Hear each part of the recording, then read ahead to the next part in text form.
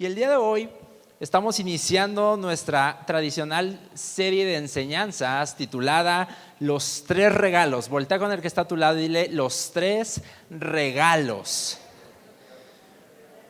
Ahora voltea de nuevo y dile: ¿ya tienes mi regalo de Navidad? Pregúntale: ¿ya tienes listo mi regalo de Navidad? Hablando de este tema, ¿ya tienes listo mi regalo?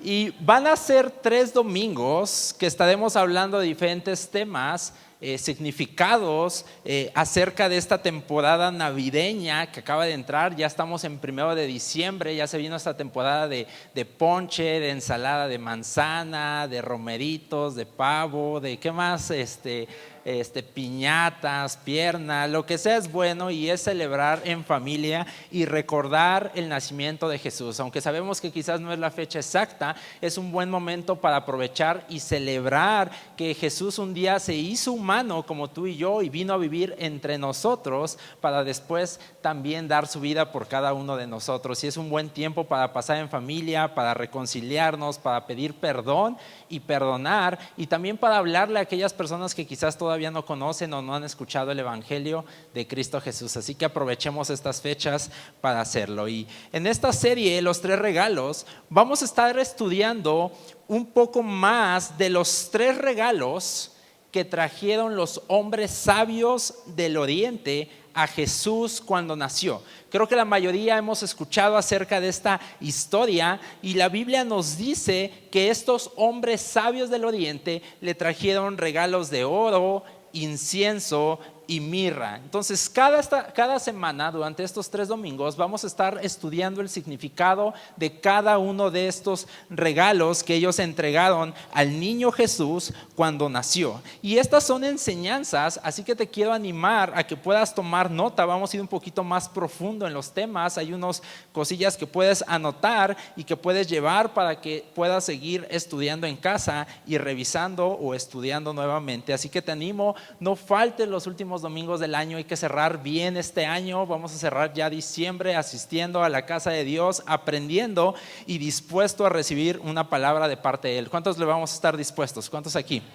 Muy bien, entonces vamos a esta historia, vamos a leerla. Acompáñame al libro de Mateo. Mateo capítulo 2.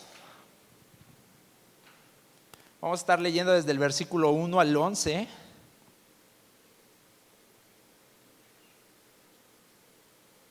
Yo la voy a estar leyendo en la Nueva Traducción Viviente. Si tú tienes la Reina Valera, no te preocupes. Cualquier versión que tú tengas es muy paralela. Solamente cambia el vocabulario y el lenguaje, pero es prácticamente lo mismo. Así que Mateo capítulo 2, versículo 1 al 11. ¿Cuántos lo tienes? Digan un fuerte amén. Muy bien. Sígueme con tu vista. Dice: Jesús nació en Belén de Judea durante el reinado de Herodes. Por ese tiempo, algunos sabios de países del oriente llegaron a Jerusalén y preguntaron: ¿dónde está el rey de los judíos que acaba de nacer? Vimos su estrella mientras salía y hemos venido a adorarlo. Cuando el rey Herodes oyó eso, se perturbó profundamente, igual que todos en Jerusalén. Mandó a llamar a los principales sacerdotes y maestros de la ley religiosa y les preguntó: ¿dónde se supone que nacerá el Mesías? En Belén de Judea, le dijeron, porque eso es lo que escribió el profeta.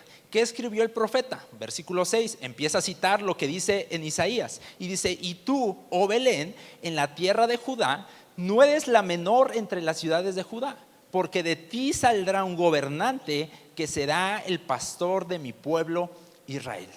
Versículo 7, continuamos, dice: luego Herodes convocó a los sabios a una reunión privada, y por medio de ellos se enteró del momento en el que había aparecido la estrella por primera vez. Entonces les dijo: vayan a Belén y busquen al niño con esmero. Cuando lo encuentren, vuelvan y díganme dónde está, para que yo también vaya y lo adore. Después de esa reunión, los sabios siguieron su camino, y la estrella que habían visto en el oriente los guió hasta Belén. Iba delante de ellos y se detuvo sobre el lugar donde estaba el niño. Cuando vieron la estrella, se llenaron de alegría. Entraron en la casa y vieron al niño con su madre, María, y se inclinaron y lo adoraron. Luego abrieron sus cofres de tesoro y le dieron regalos de oro, incienso y mirra. Repite en voz alta conmigo, dice: y le dieron regalos de oro, incienso y mirra. Muy bien, ¿por qué no cierras tus ojos? Señor Jesús, te damos gracias por tu palabra. Te pedimos que hoy hables a nuestros corazones, que traigas algo fresco, algo nuevo. Queremos entender tu palabra, qué es lo que quieres traer para cada uno de nosotros esta tarde, Señor Jesús. Ayúdanos a tener discernimiento, quitamos toda distracción de este lugar. Señor Jesús, toma el control de mi lengua, de mis pensamientos, Señor Jesús, y que pueda fluir en este tiempo de enseñanza. Te damos gracias en el nombre de Cristo Jesús, y todos decimos amén. Muy bien. Hoy vamos a estudiar el simbolismo detrás del regalo de incienso. Los próximos domingos vamos a estar hablando de lo demás, mirra, oro y todo eso, pero hoy nos vamos a enfocar en cuál es el significado acerca del incienso. Sabes, esta historia que acabamos de leer es muy conocida, incluso si tú nunca has estado en una iglesia. Incluso si nunca has abierto una Biblia y es tu primera vez en un lugar como estos, la mayoría conocemos la historia del nacimiento de Jesús. Todos sabemos que el nacimiento de Jesús partió la historia y el tiempo en dos partes distintas. Por eso actualmente existe lo que se le conoce como antes de Cristo, y tenemos también que es después de Cristo. Es un tema conocido. Incluso vivimos en una cultura aquí en el occidente del mundo, en esta parte del mundo donde se celebra mucho la Navidad, en donde se usa en mercadotecnia, se usan anuncios, se usan muchas cosas, y todos sabemos acerca de la Navidad, en donde quizás también apartamos estas fechas para recordar el nacimiento de Jesús. Y es importante, y quiero darte un poco de contexto antes de entrar al significado del regalo incienso, pero quiero darte un contexto que te va a ayudar a entender un poquito más el significado de los tres regalos que vamos a estar estudiando en esta serie. Y lo primero que tenemos que tener en cuenta es que Jesús nació en el reinado del rey Herodes. Nació en tiempos de este rey Herodes. Ahora, ¿quién era este rey? Es importante que entendamos quién era este rey para entender por qué sucedieron las cosas de tal manera. Mira, él era un hombre de descendencia palestina. Muchos no saben esto, pero él era un hombre palestino. No pertenecía al pueblo de Israel, no era judío, sino que él era palestino. Si tú buscas su biografía, este hombre era un hombre palestino que se había cambiado de cultura a la cultura judía. Entonces, él había nacido en Palestina, se fue a vivir allá y se hizo judío. Le gustó, adaptó la cultura y todo eso y se hizo judío. Y este hombre fue nombrado rey para que organizara y ordenara o se encargara de todos los asuntos que tuvieran que ver con el pueblo judío mientras estaban bajo el poder del Imperio Romano. En esa época el pueblo judío estaba bajo el poder del Imperio Romano. Entonces el Imperio Romano, imagínatelo de esta manera: los romanos dominaban a los judíos. Los judíos estaban bajo el poder de los romanos. Entonces los romanos dijeron: a ver, es muchísima gente, ¿qué hacemos? ¿Cómo vamos a hacer para organizarlos?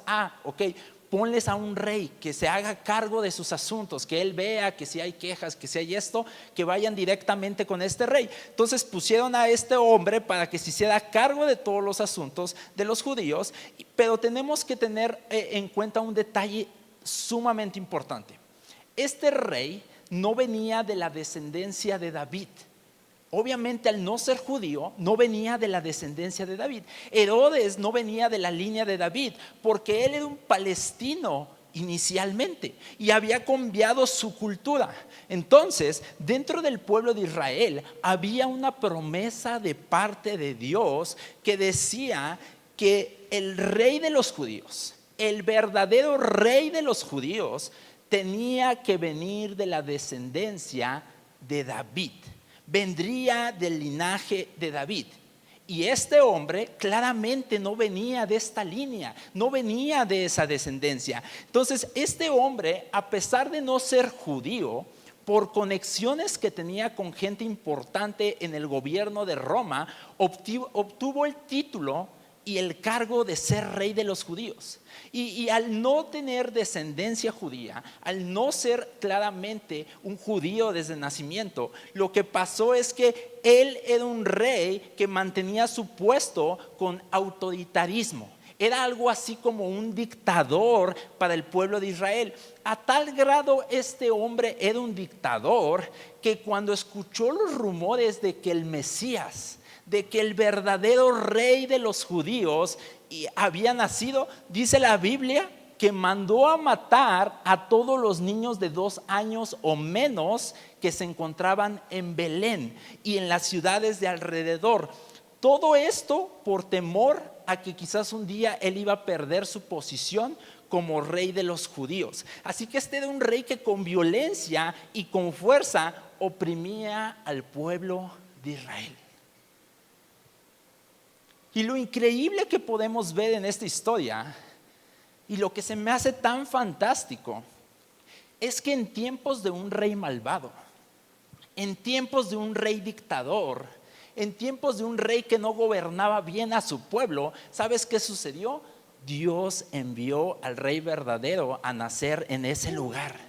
Dios envió salvación a ese lugar. Mientras un rey dictador estaba gobernando y había oscuridad en el pueblo de Dios, en el pueblo de Israel, ¿sabes? Jesús llegó a nacer con la esperanza de traer salvación, no solamente al pueblo de Israel, sino a toda la humanidad, iglesia, a ti y a mí, incluso muchísimos años después. Porque sabes, en tiempos de oscuridad, iglesia, en tiempos de crisis, de dolor, de incertidumbre, Jesús siempre llega a traer luz y salvación a nuestras vidas, llega a traer esperanza en medio de cualquier situación que estemos atravesando. Él siempre trae esa esperanza, Él siempre trae esa salvación. Y vemos en esta historia que llegaron estos sabios del oriente.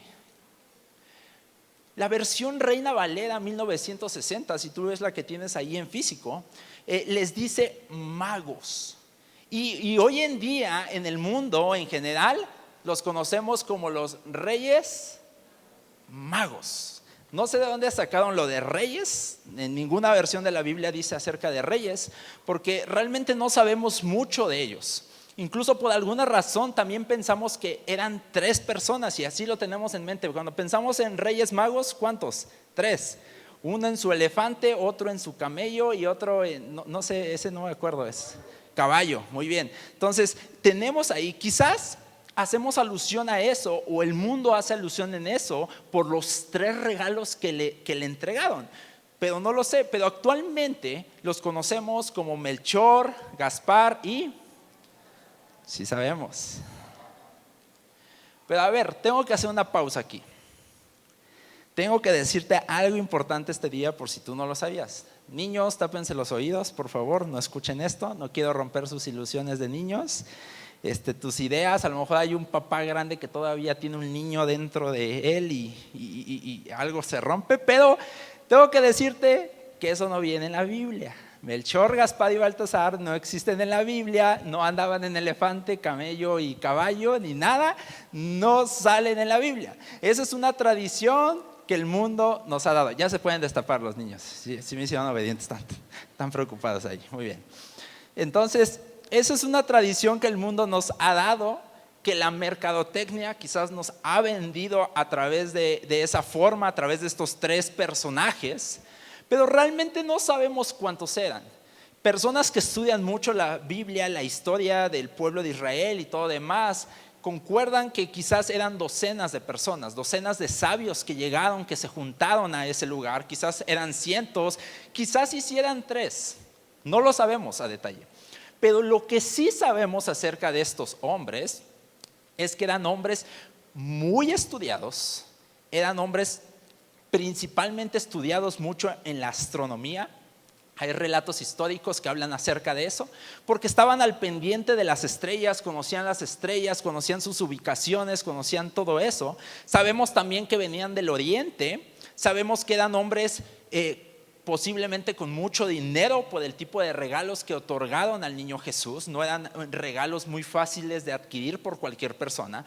Eran hombres estudiados también en la historia, porque sabían obviamente que un día el rey de los judíos, el Mesías, iba a nacer y sabían acerca de historia, sabían acerca de profecías también.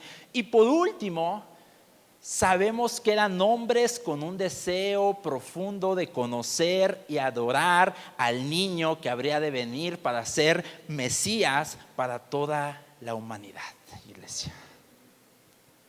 Otra cosa que sabemos es que estos hombres no llegaron con las manos vacías. Estos hombres llegaron con 3 regalos: oro, incienso y mirra. Voltea con el que está a tu lado y dile: oro, incienso y mirra. Oro, incienso y mirra. ¿Sabes? Y eran regalos con un simbolismo detrás de cada uno de ellos. Había un porqué del oro, había un porqué de la mirra, había un porqué del incienso. Cada uno tenía un simbolismo. Y el día de hoy quiero empezar estudiando rápidamente acerca del simbolismo detrás del incienso. Quiero que me sigas. Yo sé que está un poquito enredado en la explicación, pero te vas a llevar algo de parte de Dios acerca del incienso. Ahora, para entender el simbolismo de incienso, debemos irnos obviamente a las Escrituras, a la Biblia, donde encontramos el significado. Pero dentro de la Biblia lo vamos a encontrar específicamente en el Antiguo Testamento. Sabemos que la Biblia se divide en 2 partes. Tenemos el Antiguo Testamento y tenemos el Nuevo Testamento. Muy bien. Entonces, esto lo vamos a encontrar en el Antiguo Testamento. Yo te quiero animar, no seas de las personas que dicen el Antiguo Testamento ya no, o únicamente el Nuevo Testamento. Sabes, el Nuevo Testamento tiene cosas que nos ayudan a comprender mejor el Nuevo Testamento, y en el Nuevo Testamento es el reflejo de muchas cosas que sucedieron también en el Antiguo Testamento. Pero el día de hoy el Antiguo Testamento nos va a servir como un espejo al Nuevo Testamento. Nos va a ayudar para que tú y yo conozcamos a mayor profundidad y podamos apreciar mejor la narrativa de Jesús, porque en esta historia, en el Antiguo Testamento, nos enseña la historia detrás de la historia acerca de Jesús, y nos enseña muchos de estos conceptos, de estos símbolos, que si los logramos entender, nos van a ayudar a fortalecer nuestro entendimiento del Nuevo Testamento y a fortalecer también nuestra fe en Cristo Jesús. Así que si nos vamos al Antiguo Testamento, ¿dónde se usaba el incienso? ¿O para qué servía el incienso? El incienso, este regalo que estos hombres llevaron a Jesús cuando nació, era usado exclusivamente y únicamente por los sacerdotes al momento de hacer sacrificios a Dios. La Biblia nos enseña que quemaban el incienso, y ese incienso se elevaba hacia los cielos y simbolizaba el clamor del pueblo por el perdón de sus pecados. Prácticamente hacían un sacrificio, después se elevaban, quemaban incienso y simbolizaba ese clamor diciendo: perdón, Dios, perdón. Un sacrificio de perdón a Él acerca de todos sus pecados. Si tú todavía no entiendes muy bien qué es el incienso, mira, te voy a dar la definición, el significado de lo que significa, qué es un incienso. El incienso es una preparación de resinas aromáticas vegetales a las que a menudo se añaden aceites esenciales de origen animal o vegetal, de forma que al arder desprende un humo fragante, un humo dulce, un humo rico de todos los aceites y resinas aromáticas que tiene el incienso. Entonces, ¿a qué voy con esto? Esto quiere significar que cuando nos habla la palabra de Dios acerca de que estos hombres trajeron incienso a Jesús, lo que viene a representar o lo que viene a significar es que ahora, al nacer Jesús, Él vendría a ser nuestro sacerdote. Recuerda, el incienso era usado exclusivamente ¿por quiénes? Por los sacerdotes. Entonces, cuando vienen estos hombres a entregar este regalo de incienso a Jesús, viene a representar que Él vendría a ser nuestro sacerdote. Cuando vienen a traerle el incienso, le están otorgando el título de que a futuro Jesús iba a tomar ese papel de ser ese sacerdote que iba a quemar incienso a favor del perdón de pecados de su pueblo, a favor de Israel, a favor de los judíos. Ahora, si vienes de un trasfondo católico, quizás comprendes un poquito más la función original de un sacerdote, pero si no sabes, te lo quiero explicar. ¿Cuál era su función principal y original. Resumiéndotelo, un sacerdote básicamente era alguien que representaba a Dios ante el pueblo, representaba lo divino ante lo humano, era el enlace entre Dios y la gente. Eso era un sacerdote en el original que podemos leer en la palabra de Dios. Y como la gente en ese tiempo no podía acceder, no podía acercarse a la presencia de Dios, no podía estar ante su presencia, entonces necesitaban un intermediario, alguien que conectara lo divino con lo humano. Entonces levantaban a este tipo de hombres llamados sacerdotes, los cuales pasaban un proceso de santificación, de vivir íntegramente ante Dios, para que una vez al año, por mandato de Dios, este sacerdote tenía que hacer un sacrificio especial que funcionaba para el perdón de pecados de todo el pueblo por todo el año. Entonces prácticamente cada año este sacerdote hacía este sacrificio que era para pedir perdón por los pecados de todo el año. Dicho sacerdote tenía que entrar a un lugar llamado el lugar santísimo. Esto era como una tienda de acampar gigante que se había creado, que se había diseñado como un lugar en donde el pueblo de Dios sabía que ahí moraba, que ahí habitaba la presencia de Dios. Así que una vez al año este sacerdote entraba a este lugar santo, a este lugar donde estaba la presencia de Dios. Tenía que guardarse, tenía que hacer todas las cosas bien, no podía entrar con pecado, con mancha, porque ¿sabes qué sucedía si este hombre entraba con pecado en su vida a este lugar? ¿Alguien sabe? Moría. Al entrar a la presencia de Dios, moría si estaba pecando, si había un pecado en su vida.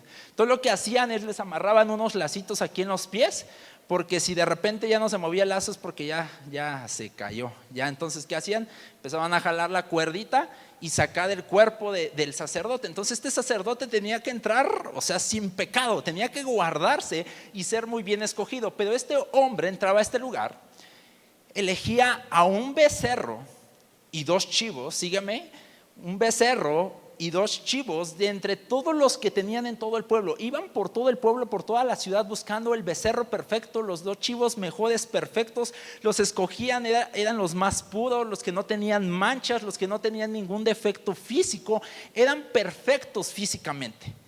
Igualmente los chivos tenían que ser unos chivos exclusivos, ideales en su tamaño, en su peso. Y entonces este sacerdote entraba con estos 3 animales, con el becerro y los 2 chivos, y entraba también con un chivo igual para hacer un proceso de santificación de su propia vida. Entonces entraba a este lugar, el primer chivo que era en representación suya lo sacrificaba, pidiendo perdón de sus pecados, hacía una purificación de su propia vida, de su familia, si es que algo estaba mal, y luego con los otros 2 chivos accesaban más adentro, y con uno de ellos 2 dice ahí que los sacrificaba y bañaba las paredes en sangre de ese lugar. Santificaba todo el lugar con la sangre de ese chivo. Con el otro chivo dice que oraban por él. Y prácticamente esto hacían, iglesia. Transferían los pecados de todo el pueblo sobre este chivo. Transferían simbólicamente, todos, prácticamente confesaban todos sus pecados sobre este animal, sobre este chivo. Y posteriormente de hacer esto, oraban para que los pecados de todos los que estaban en la comunidad fueran transferidos sobre la vida de ese animal, y después lo llevaban al desierto y lo dejaban ir así divagando, simbolizando que se llevaba todos los pecados del pueblo a una tierra desolada y árida, y se perdía el animal. Después de hacer esto, regresaba a este lugar. Ahora sí usaba el becerro perfecto que tenía ahí, lo sacrificaba este animal y quemaba el incienso junto con este animal en señal y simbolizando el perdón de los pecados y el clamor del pueblo hacia Dios. Así que a través de este proceso, por un año el problema del pecado era resuelto. Todo lo que habían pecado durante todo el año, ahí era perdonado, borrón y cuenta nueva. Ya podían seguir sus vidas tranquilamente y ya no tenían que estar preocupados de que había pecado en su vida. Seamos sinceros, esto suena bastante raro, ¿sí o no? Está así como, ay, nada más de imaginar sangre, algunos, ay, ya me siento mareado, tráiganme una pastillita. Pero te prometo que tiene un significado que Dios quiere enseñar. Y tú puedes ver, te puedo dar la cita si tú gustas escudriñar, está todo el proceso, era cuántas pasadas de sangre acá, cuántas aquí, está todo a detalle de un proceso que el sacerdote debía de seguir perfecto como Dios lo había mandado. Ahora, regresando al nacimiento de Jesús, no nos olvidemos de esta parte. Regresando al nacimiento de Jesús, podemos ver que estos hombres trajeron a Jesús incienso. Pero ¿por qué le trajeron incienso? Esto fue en representación de que Jesús se iba a convertir en nuestro sacerdote que iba a clamar por el perdón de pecados de su pueblo y por cada uno de nosotros, de los que estamos aquí. Porque todos aquí estamos conscientes de que en el mundo hay maldad. ¿Te has dado cuenta que en el mundo hay maldad? El mundo está roto. Seamos realistas, el mundo está roto, está corrompido. Lo puedes ver a través de redes sociales, lo puedes ver a través de las noticias. Podemos ver a gente matando a otra, haciéndole daño. Vemos enojo, vemos desprecio, vemos naciones en guerra, vemos la codicia destruyendo el mundo, la ambición, la corrupción. Hay tantas cosas malas, ¿te has dado cuenta que están sucediendo en nuestro mundo? Y podemos estar conscientes y podemos saber que todo esto existe y son reales a causa del pecado. Todo esto viene del pecado. Todo esto proviene de gente pecando. Todo esto tiene su raíz en el pecado. Ahora, ¿qué es el pecado? El pecado es todas aquellas cosas que muchas veces nos quieren robar de vivir la plenitud que Jesús tiene para nuestras vidas. Sabes, Jesús nos promete una vida plena, una vida abundante, pero el pecado viene y nos quiere robar a través de conductas, a través de hábitos, a través de actitudes incorrectas, esa vida plena que Jesús quiere para cada uno de nosotros. En otras palabras, el pecado es un ladrón y sabemos que el ladrón solamente viene para robar, matar y destruir. Entonces, el pecado es ese ladrón que nos roba la plenitud que Jesús tiene para cada uno de nosotros. Y el mundo entero está corrompido por ese pecado. A todos el pecado nos ha robado algo en algún momento en nuestras vidas. Quizás te ha robado la paz, quizás te ha robado la confianza en personas, a algunos les ha robado su alegría, les ha robado su gozo, quizás a algunos les ha robado su familia, sus hijos, su esposo, su esposa, quizás te han robado físicamente también. A todos el pecado nos ha robado algo porque estamos en medio de un mundo corrompido por el pecado. Y déjame decirte algo. También debemos ser sinceros y reconocer que nosotros también hemos robado a los demás. Porque muchas veces nos gusta decir, sí me han hecho, pero nosotros también hemos hecho a otras personas. Hemos participado con el pecado en nuestras vidas también a corromper este mundo. Con nuestro pecado, con nuestras acciones, hemos corrompido y hemos sido parte también de lo que está sucediendo en este mundo. El pecado nos ha robado, pero nosotros también por nuestro pecado hemos robado. Y hemos robado, ¿sabes cómo? Quizás le hemos robado el gozo a alguien en alguna ocasión en nuestras vidas, con nuestras palabras, con nuestras actitudes. Hemos desanimado, hemos traído un mal. Le hemos robado quizás con mentiras la confianza a alguien que confiaba en nosotros. Hemos quizás traicionado y hemos robado el sueño a alguien. Hemos participado también de este mundo corrompido. No sé tú, pero al menos yo sí. He sido partícipe de esto. Y todos somos culpables, todos hemos pecado. ¿Y sabes cuál es el fin de todo este pecado, de toda esta corrupción, de este mundo corrupto y corrompido? ¿Sabes cuál es el destino que nos esperaba? La muerte. La muerte. Romanos 6:23 dice, pues la paga del que deja el pecado es la muerte. Pero me encanta lo que dice aquí, pero el regalo que Dios da es la vida eterna por medio de Cristo Jesús, nuestro Señor, iglesia. Pero todos por nuestro pecado, ¿sabes directamente hacia dónde íbamos? A muerte, porque esa es la paga. Todos íbamos ahí, porque todos hemos participado en corromper este mundo y también hemos sufrido las injusticias de este mundo corrupto. Todos hemos estado en el mismo barco y el destino final e inevitable de todo esto es la muerte. Ahora, esta es la buena noticia, iglesia. Esta es la buena noticia. Porque ahora, este regalo de incienso que estos hombres sabios trajeron a Jesús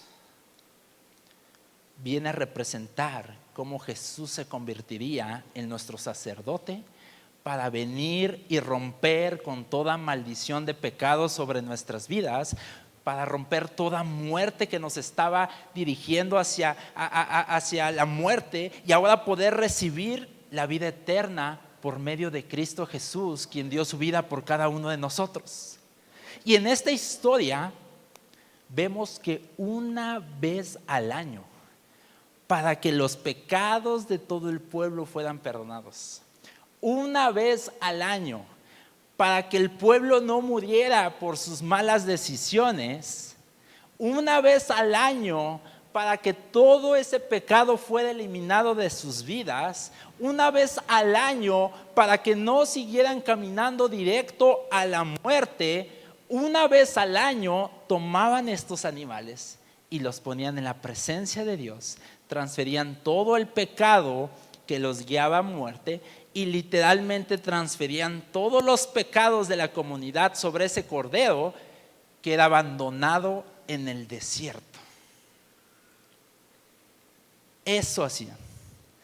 Pero a través de este regalo de incienso, de estos hombres sabios, vino a representar cómo Jesús ahora iba a ser ese sacerdote que iba a clamar por nuestro pecado, nuestros pecados pasados, presentes y futuros, incluso los que todavía no haces, por cada uno de nuestros pecados, y que Él iba a clamar al Padre por cada uno de ellos para que seamos perdonados. Entonces transferían sus pecados a este cordero y esto los limpiaba a todos y ahora eran libres de vivir en paz, en gozo, en esperanza y en amor. Eso hacía un sacerdote, pero sabes, ahora tú y yo actualmente no tenemos que estar matando animalitos, ni corderos, ni chivos, ni nada de esto.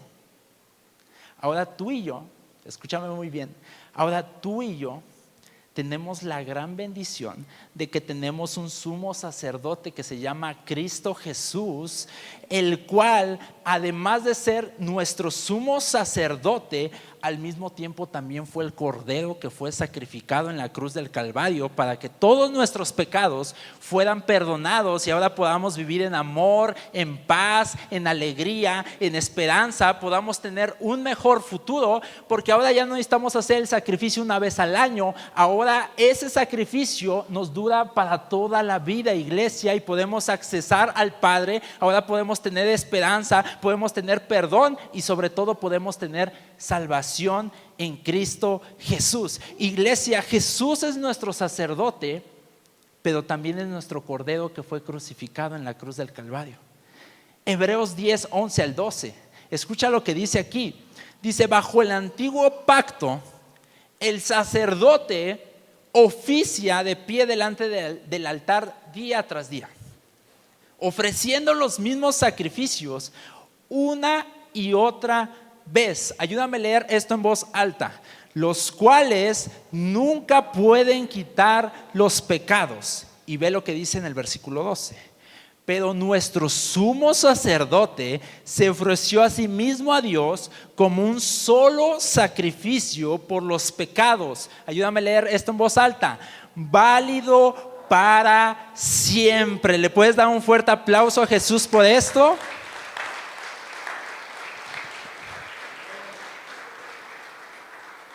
Iglesia, lo que Jesús hizo al ir a la cruz fue convertirse no solamente en nuestro sacerdote, pero también en nuestro cordero inmolado, y llevó cada uno de nuestros pecados. Todo fue transferido a su cuerpo, todo lo cargó sobre su propio ser, todo el pecado de la humanidad, y Él al morir venció el poder del pecado sobre nuestras vidas. Entonces ahora el pecado, ¿sabes?, ya no tiene poder sobre nosotros y somos libres de todo pecado y podemos vivir la vida plena y abundante que Jesús tiene preparada para nosotros. Él es ese sumo sacerdote, pero también es ese cordero inmolado.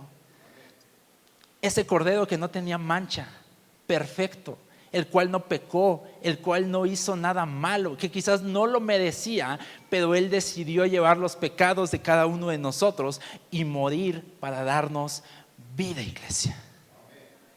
Jesús tomó las consecuencias de pecados que Él no cometió, porque Él fue puro, Él fue limpio, Él fue sin mancha, y solamente un cordero puro, limpio y sin mancha podía absorber los pecados de los demás e ir a una cruz y morir.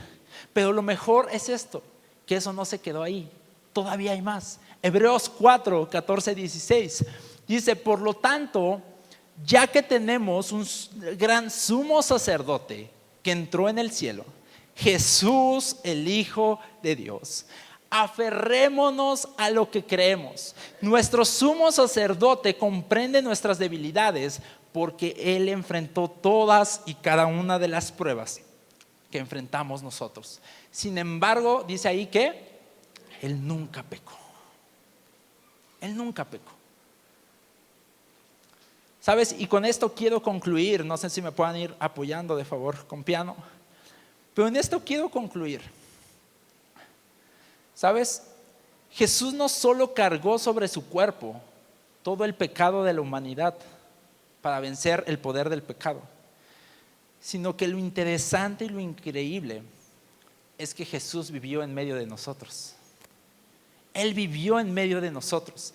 Experimentó una vida como cualquiera de nosotros. Experimentó una vida como nosotros. Y déjame decirte algo que necesitas entender esta tarde. Jesús comprende nuestro dolor. Jesús comprende nuestra humanidad. Jesús comprende nuestras debilidades. Él entiende. Y te quiero decir algo este día. Jesús te entiende. En medio de cualquier situación que estés atravesando, Jesús te entiende. ¿Quién aquí, levante la mano?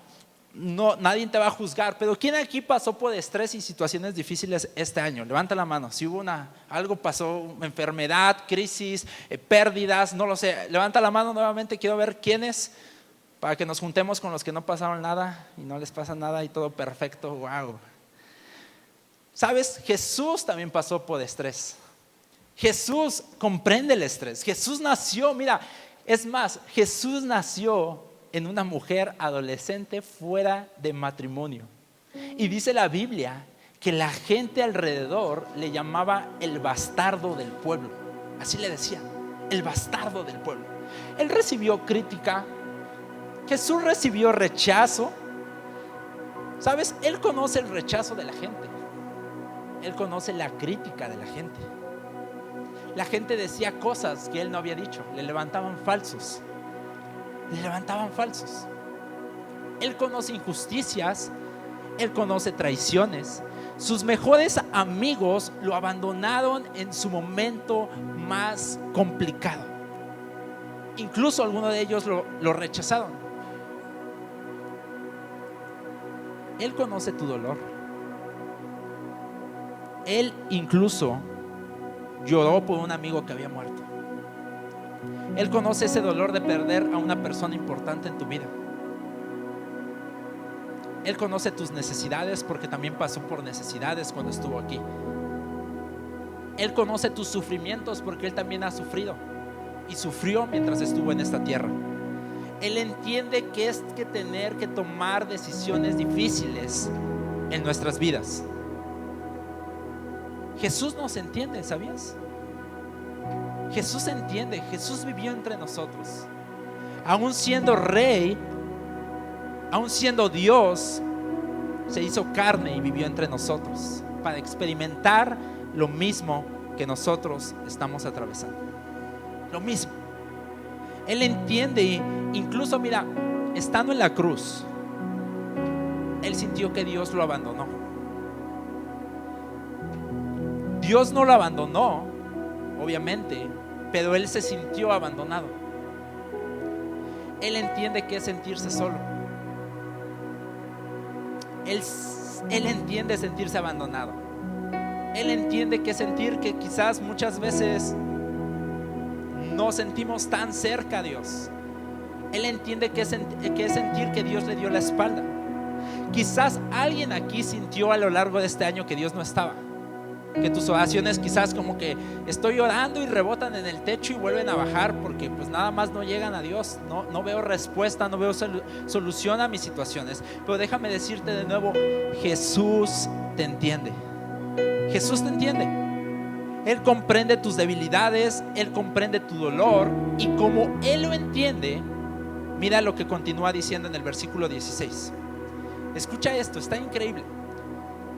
Como nuestro sacerdote entiende, como es nuestro sumo sacerdote, Él comprende nuestras debilidades y entiende cómo nos sentimos.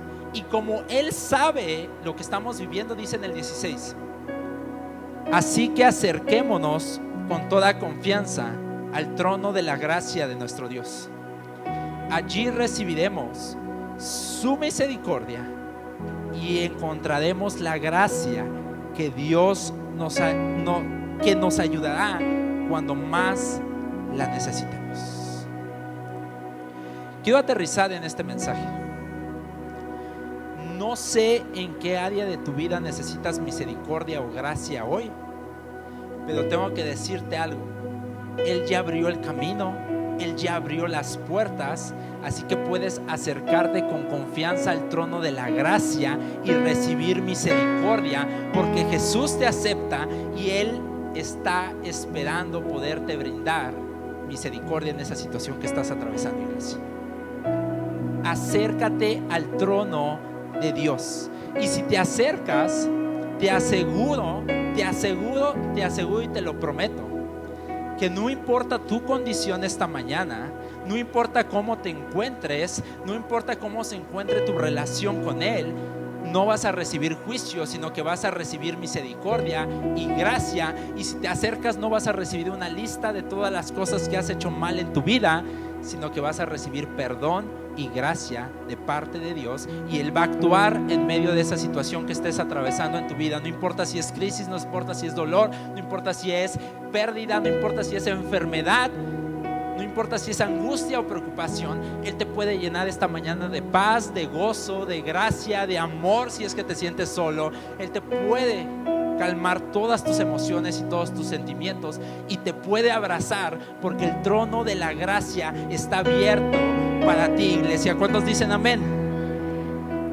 Sabes, si tienes un familiar que hoy está lejos de Dios, te voy a decir esto: hoy delante del trono de la gracia de Dios puedes encontrar salvación para esa persona que todavía no conoce de Jesús. Si tienes una enfermedad en tu cuerpo esta tarde, hoy puedes acercarte al trono de la gracia y recordar que Él es sanador. Si quizás el día de hoy estás luchando con ansiedad y depresión, puedes acercarte al trono de la gracia y recordar que Él es consolador. Si estás pasando quizás por depresión, puedes acercarte al trono de la gracia y recordar que Él es paz en medio de cualquier situación. Si estás cansado y agotado, iglesia, puedes acercarte al trono de la gracia y recordar que Él es fuerte y que Él es tu descanso en medio de cualquier situación complicada. Acércate al trono de gracia y obtendrás misericordia esta tarde, iglesia.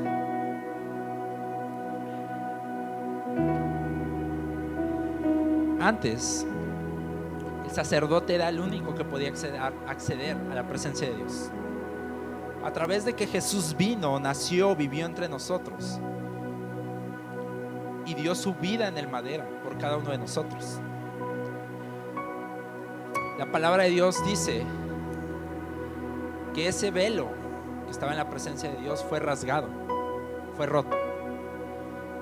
Y ahora tú y yo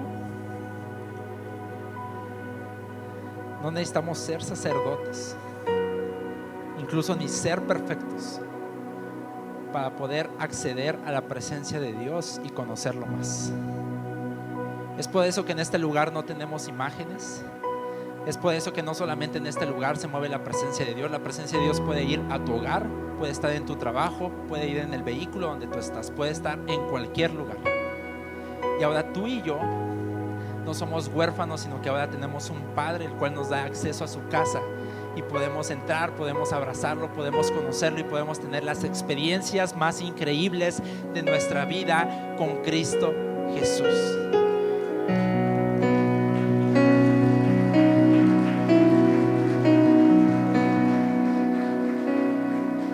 Iglesia, Jesús a través de este regalo venía a expresar y significar que Él un día iba a ser nuestro sumo sacerdote y nuestro cordero inmolado, que iba a levantar olor fragante a favor del perdón de nuestros pecados. ¿Hay alguien aquí que esté agradecido porque Jesús es ese sumo sacerdote y es ese cordero inmolado? ¿Por qué no le dices con tus propias palabras: Señor Jesús, gracias, gracias porque tú, Señor Jesús, naciste, te convertiste en ese sumo sacerdote, fuiste también ese cordero inmolado que dio su vida por cada uno de nosotros. Y ahora gracias porque puedo tener acceso a tu presencia. Hoy puedo recibir todos los beneficios de tu presencia, Señor Jesús. Y ahora también puedo recibir perdón de pecados y puedo tener una vida eterna y vivir esa vida plena y abundante que tú has prometido para cada uno de nosotros. Te damos gracias, Señor Jesús, y te damos un fuerte aplauso a ti, Padre. Vamos, ponte de pie ahí donde estás.